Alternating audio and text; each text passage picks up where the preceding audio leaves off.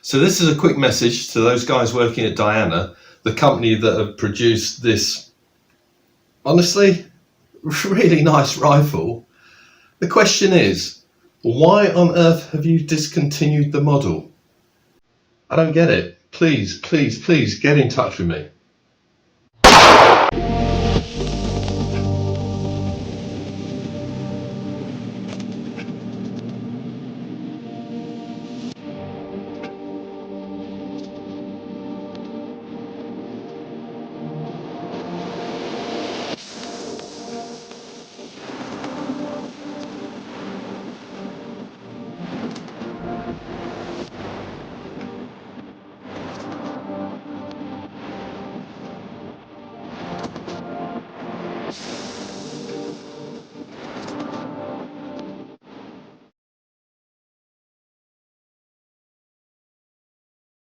Hi guys, I'm Mark and welcome to the Gun Locker. In front of me is Diana's P1000 Evo2. It's, what can I say? I have had a few shots with it. I haven't done the full test. So far, I'm fairly happy with the results. I can't say any less than that. And I'm really quite surprised when I looked on Diana's website that even though this is a new rifle, it's not been sold yet, the actual product range, the P1000 Evo2, has been discontinued. And my first impressions are, my first thoughts are, why? Why would you do that? It's really an odd one, this. I didn't think I'd like it, but the more I've used the gun, and it's been around a while, I mean, it's been in existence since 2011. So, maybe people just haven't heard about it. I've looked online and I've not seen that much in the way of reviews actually on the rifle itself. But it's, if it's been discontinued for the fact that sales haven't been great, not necessarily because it's a poor performing rifle, but because it hasn't been marketed properly, well, guys, come on, that can be rectified. And what you're seeing here is not a rifle with a synthetic stock. What you're seeing is a rifle with a beech stock that's been stained black, and it's a Manelli stock. And you know what? The fit is absolutely lovely. It really is. I'm quite shocked by the fact that Diana have discontinued it, and I have, at that intro, I've asked them to reach out to me, and hopefully they can have a chat, because I think they're missing a trick. It really is the sort of rifle that you would want to keep in your product range, unless they know something that obviously I don't, and I am new to the game, so that, there could be a lot of stuff that I don't know. But a Manelli stock, a Loafer Wolfer barrel, a really nice short sweet cocking action, a Sublime trigger that's not just two-way adjustable but three-way adjustable. It's a cracking gun. And also, even to the point, I'm hoping that the camera will pick this up, the little details, like the rubber cap on the filler port here, it's just sublimely finished. And guess what, guys? It's a PCP and it's got an automatic safety. And the safety is located just where it should be. I'm just making sure that doesn't fall over. Outside of the trigger guard at the back here. You cock the rifle, it pops out, and it's so easy to engage it again. What a fantastic gun. Really, why discontinue it? I can't get my head around it. Anyway, look, this is part one of a two-part review, and part one's all about design and build. Before I go into the ratings that I've given it, and again, for this part of the review, it's about what I can see on the outside. I don't take guns to bits. I don't think that's fair. This, as I say, it's not been sold yet. It's new. The box is here, and it's been lent to me by Mark at Guns R Us in Sheffield. So if you want to find out anything more, or if you want to buy the rifle, please get in touch with them. Okay, now what I like to do is give a little bit of background about the company. So Diana, it was established in 1890, so it's been around now for 133 years. And the founding partners were Jakob Meyer and Josef Grammel-Spacker. I hope I've pronounced that correctly. If I haven't, my apologies. If you look on their website, they'll give you a rundown of the history. And what you'll see, actually, that this was their first, if I get this right, was their first PCP, because basically they've been doing Springers up until that point. And yeah, it's a success. It really is. You know, it works well. Now, obviously, from the early models to this model here, there must have been some tweaks because of the way the cylinder is filled. You've got the filling port beneath here now. But what can I say? It's just really nicely put together. And if you go onto their website and you have a look at their About Me page, or their philosophy and their history, this is what they say. Now, again, it's written in German, it's been translated to English, and there is some loss of translation in what I'm about to read to you, but this is taken from their website. So they say, the name Diana has been synonymous with constantly perfected innovation and tradition in classic airgun manufacturing. The results are industry high-quality masterpieces with uncompromising reliability and outstanding precision. Values which more than 10 million satisfied customers in more than 60 countries of the world appreciate repeatedly. Diana's air rifles are manufactured with the most modern manufacturing methods and the utmost attention to detail. The mature product portfolio and good repair service have made Diana a brand name worldwide since 1890. Yeah, I've got to say, having a good look at the gun on the outside, the way that everything fits, I'm gonna kind of agree with that. I don't know Diana very well. I don't know the company well at all, and I don't know their rifles well at all. But what I'm seeing here is something that has been put together really, really nicely. The attention to detail where the stock meets the chassis is phenomenal. I mean, Diana, why have you discontinued this rifle? You know, if it comes down to marketing, if you haven't got the sales because of poor marketing, you know, put it back on the range. Get somebody to shout it out, because really it deserves it. Yes, it's not got a massive bottle. You know, we're not talking 500 cc's of air. But I've had to play around with it, and for the 170cc cylinder that it's got here, it still kicks out more than enough shots. I'm doing a lot of ums here, because it's just such a shame if Diana have actually said, right, that's it, no more. It really is. I think this should remain a stable ingredient of their, or stable product within their range. It's that good. It really is. Anyway, let me go through some technical data. Again, the information I've taken off of their website. So if you want to visit it, it's very easy to find. Just basically search Diana Airguns, and their site will pop up. But this is the P1000 Evo2, and as I say, it's been around since 2011. There are three variants. You've got the Evo2, the Evo2TH, which is what you see here, the thumb hole stock, and then you've got the Evo2TH Luxus, which basically has, it's a thumb hole stock, but it has an adjustable cheek piece. Although, in all honesty, from what I've already experienced, I don't think you really need it. I really don't. I think the model that you see here in front is just really, really nicely put together and fits very, very well. It is a PCP, obviously, and it has a cocking lever to the side, short stroke. So, What else can I tell you? Obviously I've got my cheat sheets here. There's a lot of information, so I don't want to miss anything.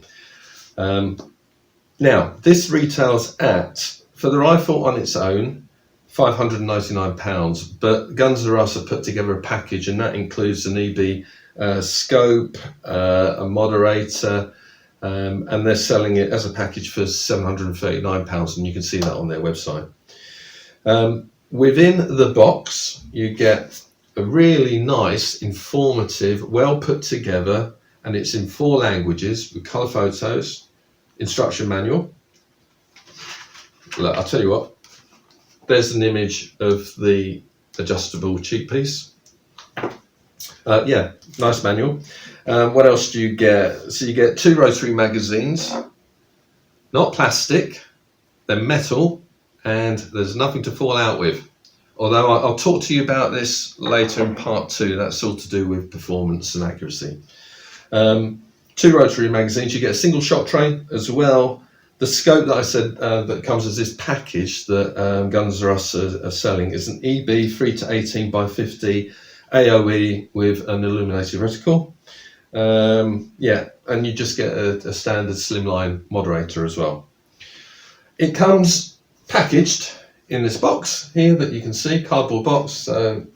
Unfortunately, there's no hard case, but you know, we've all got one. Failing that, you can just put it in a gun slip.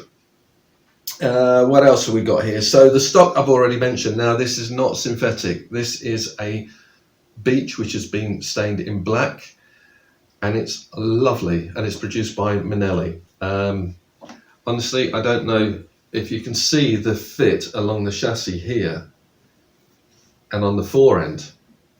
It is just beautiful. The quality of the workmanship is brilliant, absolutely brilliant. Yeah, I don't know what more to say. It's top notch. Right, so what else have we got here? So I'm looking, yeah, the chassis itself is aluminium, all encased, as you can see. It comes in 0.177 and 0.22, so 4.5mm and 5.5mm calibers, and it has, as I've already said, a 170cc cylinder on the front, which is accessed for filling via this rubber cap. You can see the filler port. It's a Foster fit connector, which is nice, and it's the right shape, unlike the Turkish models that have got that OG finish to them instead of the square, I don't know what you call it, connection piece. Max field pressure 200 bar or 2,900 psi. It doesn't have any other sort of options to it with regards to the bottle, so you know what you see is what you get. But what's an added advantage, and why you do get a decent shot count with it, is the fact that it's regulated. Now, obviously that regulator is within the gun and it's not adjustable, not from the outside. It doesn't have a plenum, doesn't have an adjustable hammer spring, and it doesn't have an adjustable transfer port. So it's quite simple in its construction.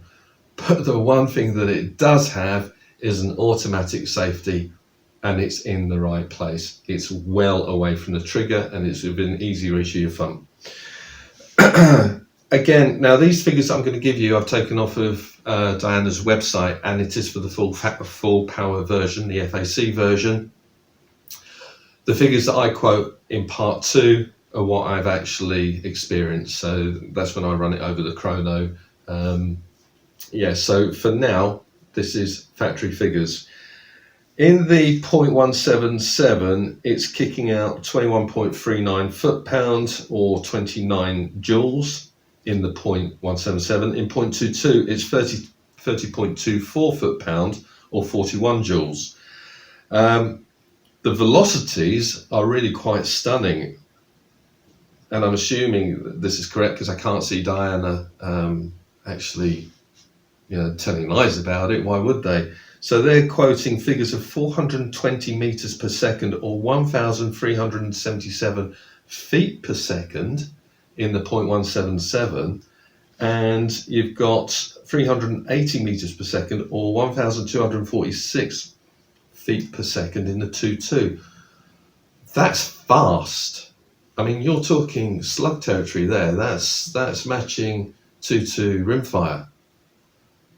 It's if those figures are correct, you know, guys, Diana, please get this rifle back on the market. So 11mm dovetail rail on the top, and what else has it got? I told you about the safety. Weight, okay, so it comes in without the scope at 3.3 kilos. It's not light, but it's certainly manageable. In old money, that's 7.28 pounds. What can I say? Could it be lighter? I don't think so. I think it's a perfect balance for both shooting on the bench and also taking it out on the field for doing some vermin control.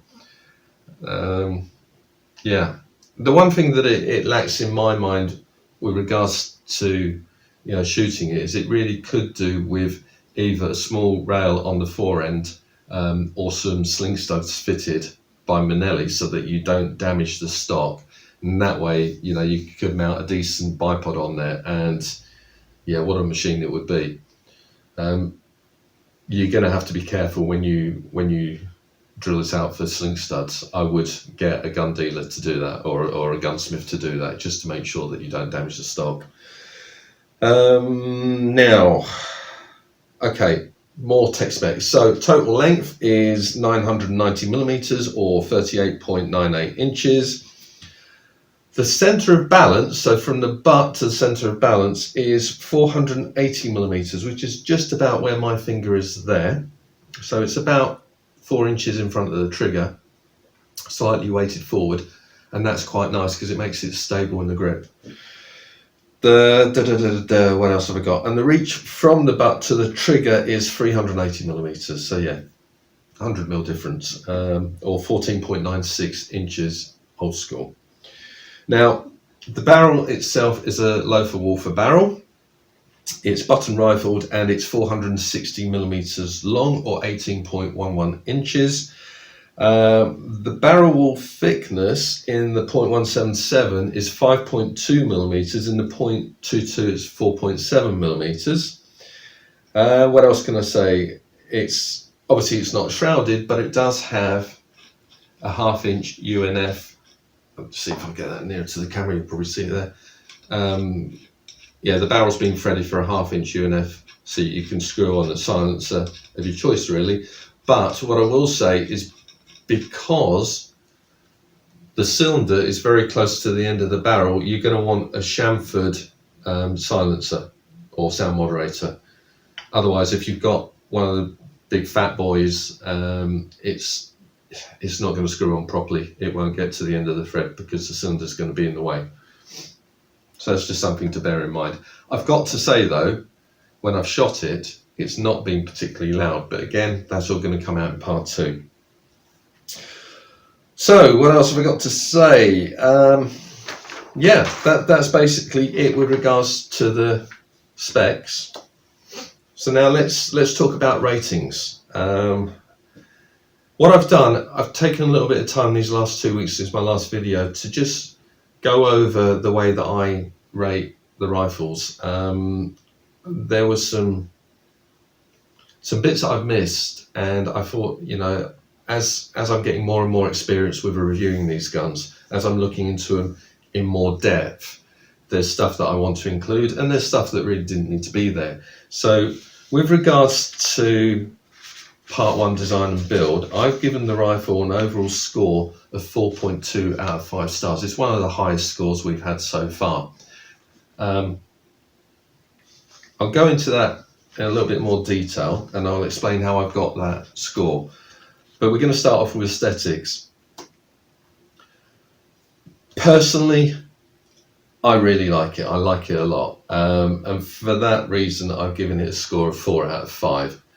For me, liking traditional styled rifles, also having a lot of fun with shotguns, it just has a nice blend of stock to chassis, barrel to cylinder. The lines are all nice. The finish is sublime. It's got on the chassis a very slight stippled finish, which is nice because in time, you know, if you're going to use it and it gets knocked about a little bit, that stippling will help to hide any scratches or marks.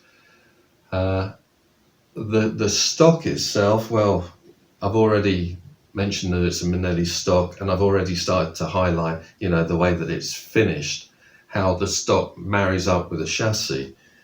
It's just lovely. There's nothing for me that I really don't like about it with regards to its appearance. It's a solid looking, compact, carbine-esque rifle. You know, it's not too long, it balances well, sits nicely. Yeah. 4 out of 5. There's not a lot more to say on that one. Now, with regards to ergonomics, and again, if you've seen my previous videos, you'll know that for me, ergonomics is about how a product has been designed to suit the end user, so how adaptable it is for that end user. Well, again, what we've got here is a traditional style rifle, but it does have some features that, you know, make it a little bit more adjustable, and I'm going to go through that. It's not going to score as highly as something like an FX, you know, the Mark IIs, because purely they have the ability to add arco rails, or, you know, you can change the butt on it. You can do all sorts of things with those, whereas you're limited with this. But this is more of a traditional style rifle. Does it need it? It would help it, but I don't think it's a deal breaker. Anyway, let me talk you through how I scored this. So for the stock, it's got an ambidextrous butt. You can see that. So you've got a swell on both sides. Everything is really nicely balanced and even. Put that back. Oops. This is my fear, that because it hasn't got a bipod, when I put it on a rest, I'm always scared that it's going to topple over. There we go. So yeah, it's got an ambidextrous butt. It's got an adjustable butt pad that will go up and down. It's got an ambidextrous cheek piece, an ambidextrous grip with very nice checkering on both sides, and it's not too chunky, so it will fit, you know, both large and small hands. What else have I got here? Multiple hand positions. So yeah, obviously it's a thumb hole, so you can see it fits nicely, but you can also shoot it thumb up quite nicely because you've got a rest there that doesn't dig into the side of your thumb. It's very comfortable, very comfortable. So that's that. Now, what else have I got on here? Obviously, integral fore end. It's got some lovely checkering on that fore end as well, and it's got the rubber cap for the filler port. Very nice touch there. And it's available in sort of alternate colours. So you've got the black stock here, or you've got the natural beach. And is it resistant to weather and impact with regards to the stock? For the most part, yes. Obviously, it's got a very nice finish to it, but if you're going to whack it against a fence or something like that, it's going to mark, obviously, because it's wood. But yeah, that's basically the stock covered for ergonomics. With regards to the metalwork, so we talk about barrels, the rails, the trigger, all that sort of stuff here. Obviously, we've got an 11mm dovetail rail on the top, so it's not a universal rail. It is threaded for a 1/2-inch UNF. It's threaded 1/2-inch UNF to suit a moderator. What else has it got? Quick release coupling, so that's that Foster fit coupling there. It's got an easy reach cocking lever on this side here. Now, it's got a really sweet trigger. So it's adjustable for first stage and second stage, but it's also adjustable for pull weight. And that's nice. That really is nice. I've got to say, I've shot it straight out of the box. I put a few rounds through it, and that trigger's nice anyway. It doesn't really need anything doing with it. It doesn't snag, it feels extremely smooth, and it's consistent. So for build quality, I've got nothing to fall out with. And the other thing to mention as well, the trigger guard is metal, and you know, it's very, very nicely finished. Everything about this rifle so far on the outside, and again, I'm talking about what I can see on the outside. I've not taken it apart, but it gives the appearance of being very, very well put together. What else have we got here? So yeah, trigger sorted, trigger guard, automatic safety. Wow. So when you cock the rifle, which is I don't know whether the camera will pick this up, but there's a white indicator that appears. Okay, and I'm just going to shoot it. There's nothing in the rifle, but I'm going to shoot it for sound. Sorry, disengage it. Gives a bit of a bark, but it's not too much. It would benefit from obviously a moderator if you're going out hunting or doing some vermin control with it, but it's not too loud. High quality finish to the chassis. What else have we got? The fact that it's regulated. Yeah. So with regards to ergonomics and the stock, it's scoring 3 out of 5 stars. The metalwork, because there's not a lot that you can do with it, it's only scoring 2 out of 5 stars. Now that may sound low, but again, you know, we've got to think about, does it have an adjustable hammer spring? Does it have an adjustable transfer port? Does it have accessory rails? Does it have a plenum, you know, fine tuning, all that sort of stuff? No, it doesn't. What you see is what you get, and this is ergonomics. It doesn't, you know, doesn't detract from the fact that it's put together very well. Okay. Now with regards to fit, so how it sits in the shoulder and how it points, for me, I like it. I really do like it a lot. There's not a lot of adjustment that's needed. I mean, guys, it's Manelli stock, so I can move this butt if I want to, up and down. I don't need to. It's just really nice.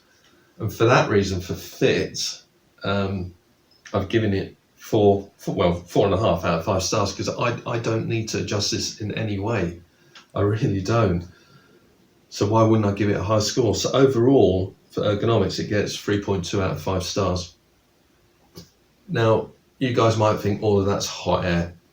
I'm just giving you my opinion, my experience of this rifle. You know, your opinion may be completely different, and you may think that's antiquated, it's old world. It hasn't got this, it hasn't got that, and you'd be right, it hasn't. But the question is, does it really need to have it? Yeah, I don't think it does.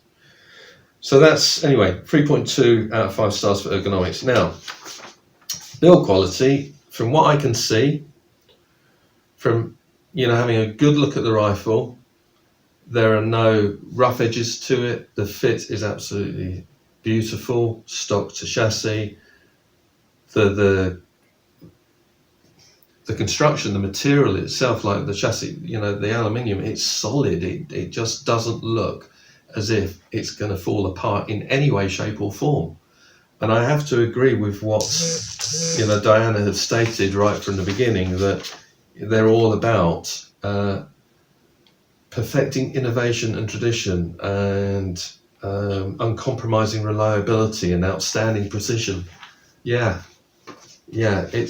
it is pure quality. So I've given it 4.5 out of 5 stars. Unless you guys know any different, you know, if you've got issues, please put them down in the comments for me. Keep those comments nice and clean, because again, we've got younger viewers and we've got people that can be easily offended, and I don't want to offend anybody. Yeah, and if you're using bad language, well, those comments will be removed. So, you know, just keep it polite, constructive, and I'll obviously, you know, amend my views if you've got experiences contrary to what I'm saying. And finally, with regards to the safety, well, I have been banging on in all my previous reviews about automatic safeties, about how PCPs do not have automatic safeties. And at the end of the day, if they're going to be used for hunting, if they're going to be used out on the field, in my mind, they should have an automatic safety. And guess what, guys? This has got an automatic safety, and it's away from the trigger. It's here. It's very easy reach. It's just perfect, absolutely perfect. And I have to admit, having shot so many PCPs without that auto safety, it does take a second or two to remember, my safety's on because I've cocked the rifle. But as soon as you get into the mentality of, I've cocked it, I'm aiming, yeah, ready to take the shot, knock that safety off, it just becomes second nature. It really does. So, Diana, thank you very much for giving us a sensible safety design. And on that note, I've given it 5 out of 5 stars. I could do no less. Well, there you are, guys. That's part 1 of this 2-part review done with. Short and sweet. Overall score of 4.2 out of 5 stars. Brilliant score. And I'm really looking forward to doing the performance and accuracy test. Yeah, I really am. So catch me on that one. And yeah, till then, keep safe. And what more can I say? A fantastic rifle. Diana, please put it back into production. I'm sure there'll be people out there that will want to buy it. And especially at the price. Come on, it's not, we're not talking thousands here. We're talking sub 600. That's excellent. Now, guys, if you haven't already done so, please subscribe. And I've got, oh, blimey, I forgot. I've got an announcement to make. I am so pleased. My videos have been viewed over 4,000 hours now. That's a real milestone achievement, and to say that I've only been doing this for a few months, it's mind-boggling. It absolutely is mind-boggling. So all I can say is there are people out there that are either enjoying my videos or they are so glutton for punishment, but 4,000 hours in only a few months. That's fantastic. Guys, thank you very much. And as I say, subscribe if you haven't done so already, and share amongst your friends and family. Well, for now, bye-bye.